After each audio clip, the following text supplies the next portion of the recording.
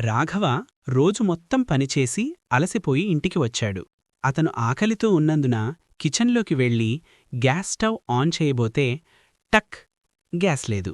రాఘవ నిరాశగా ఇప్పుడేనా ఇది జరగాల్సింది, ఇప్పుడు వంటేలా అని అనుకున్నాడు.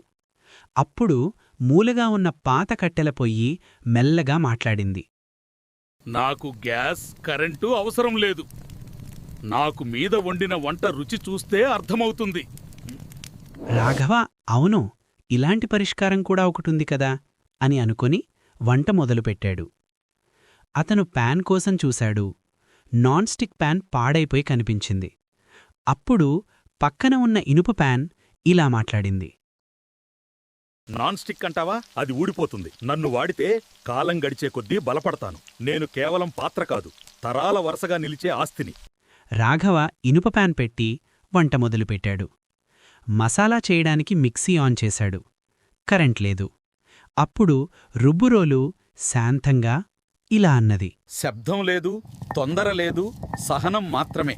నేను రుబ్బేవాటిలో రుచిని వెలికితీస్తాను. అది మన సంప్రదాయం. రాఘవ రుబ్బుతుండగా ఆ వాసన అతనికి చిన్నప్పటి జ్ఞాపకాలు గుర్తుచేసింది. దాని పక్కనే ఉన్న రోకలిబండ నిన్ను నూరుతాను, కలుపుతాను, రుచిని విడుదల చేస్తాను. బ్లేడ్స్ అవసరం లేదు, బలం చాలు. నీ కూరలో ఆ జోష్, అదంతా నేనే.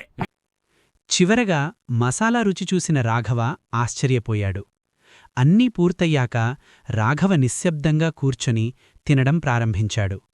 వేడిగా ఉంది. ఫ్యాన్ ఆగిపోయింది. అప్పుడు అటకమీద ఉన్న విసనకర్ర ఇలా అంది. స్విచ్ లేదు, విశ్రాంతి లేదు. నేనే నీ చల్లని గాలి. కరెంటు పోయినప్పుడు నన్నే గుర్తు చేసుకుంటావు. చీకటి పడింది. కరెంట్ ఇంకా రాలేదు. కొవ్వొత్తులు లేవు.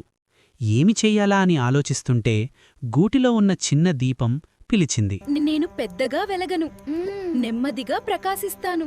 చీకటిలో నేను భయపడను, దారి చూపిస్తాను. ఆ రాత్రి చిన్న దీపం వెలుగులో పాత వస్తువుల మధ్య రాఘవకు కొత్త అర్థం దొరికింది.